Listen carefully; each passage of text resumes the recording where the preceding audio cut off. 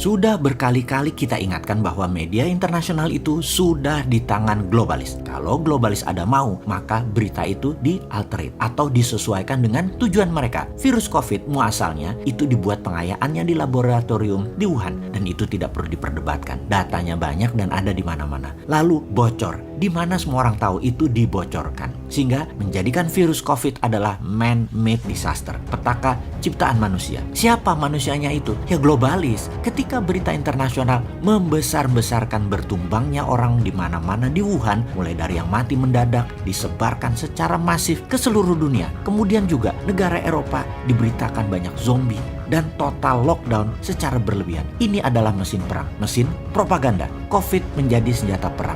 Beritanya kemudian menjadi mesin uang globalis, yaitu vaksin, obat, dan vitamin. 1,5 tahun setelah beritanya dibesar-besarkan, sekarang terbukti bahwa COVID menjadi mesin ekonomi. Panen akbar lah para broker kesehatan kaki tangan globalis ini dengan produk yang bernama vaksin dan berbagai macam obat-obatan, termasuk vitamin. Kemudian sekarang mendadak di semua media sosial dan media mainstream dunia kembali dihebohkan dengan bertumbangnya orang di India yang dikatakan bisa satu hari ada 50.000 kematian. Kemudian satu hari bisa ratusan ribu orang terpapar. Walaupun faktanya mendekati demikian, jumlah yang sangat besar itu memang mencerminkan kegagalan pemerintah India mengantisipasi second wave gelombang COVID kedua. Benar, di India saat ini memang mengalami second wave, triple mutation, Bengal strain namanya, memapar 300 ribuan kasus baru dan menyebabkan lebih dari 2.300-an kematian dalam satu hari, menempatkan India di urutan nomor 2 dengan 16 juta lebih kasus COVID. Nomor 2 setelah Amerika dengan 32 juta total kasus COVID. India dalam keadaan darurat. Sampai tidak ada kayu untuk mengkremasi pembakaran jenazah untuk melaksanakan kebiasaan di India tersebut. Hal ini membuat dunia mulai menganalisa lagi. Dr. Paul Tambia, profesor dari National University of Singapore mengatakan, data terbaik menunjukkan bahwa sistem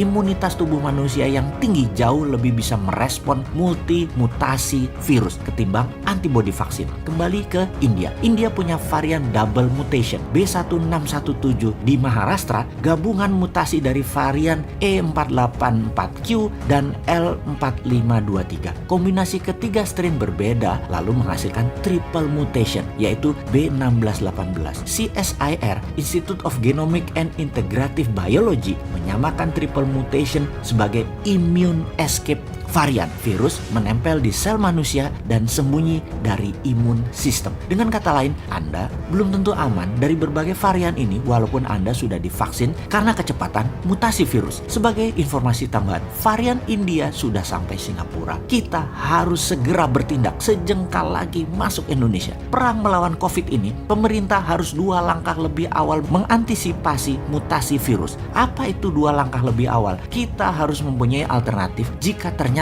vaksin tidak efektif. Maka percepat riset dan uji klinis dendritik imunoterapi Nusantara atau DINUS. Ini saran Newmind dan produksinya modali dengan printing money. Kembali ke topik awal, yang kita mau tekankan dalam diskusi kali ini adalah cara memberitakannya. Benar-benar targeted dan sangat ditarget. Ini yang disebut propaganda. Siapa yang kita curigai? Tidak ada musuh terbesar globalis dalam produksi vaksin COVID. Dia adalah India.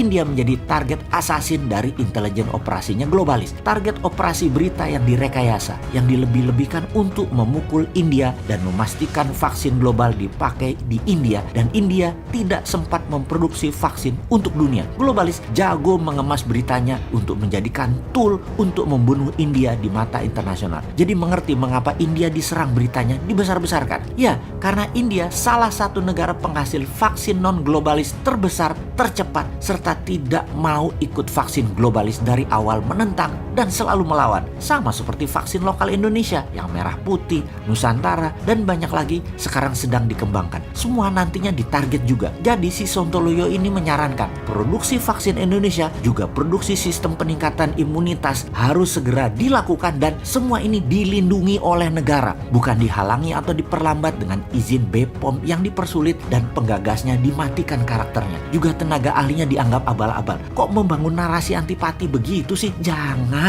Ini keadaan darurat perang. Bela bangsamu. Mana nasionalismemu? Makanya kaum patriotis nasionalis Newmind ambil posisi. Posisinya adalah pro produk lokal. Juga vaksin yang telah dibeli pemerintah tetap didukung, namun kalau bisa 80%-nya atau mayoritas vaksin dan imunitas obatnya lokal prakarya anak bangsa. Kembali ke sistem perlindungan negara Indonesia. Itulah berkali-kali kita katakan, lobby-lobby politik luar negeri itu penting. Kalau tidak, sebentar lagi Indonesia diindiakan di berita internasionalnya. Bagaimana caranya? Di depan kita pura-pura taat pada globalis. Di dalam negerinya kita percepat produksi dinus. Efeknya berat loh kalau propaganda mematikan Indonesia sudah diluncurkan. Indonesia tidak bisa berumroh, tidak bisa berhaji, turis asing nggak ke Indonesia, produk Indonesia tidak bisa diserap pasar internasional, turis tidak datang ke Indonesia, orang Indonesia tidak bisa keluar negeri, dan banyak pengaruh negatif lainnya. Wes salah, jangan banyak mikir lagi. Sudah dibantu analisanya sama kaum New Mind. Actionnya jelas, menangkan perang melawan COVID dengan strategi politik luar negeri, printing money, vitamin gratis, genus gratis, vaksin lokal, dan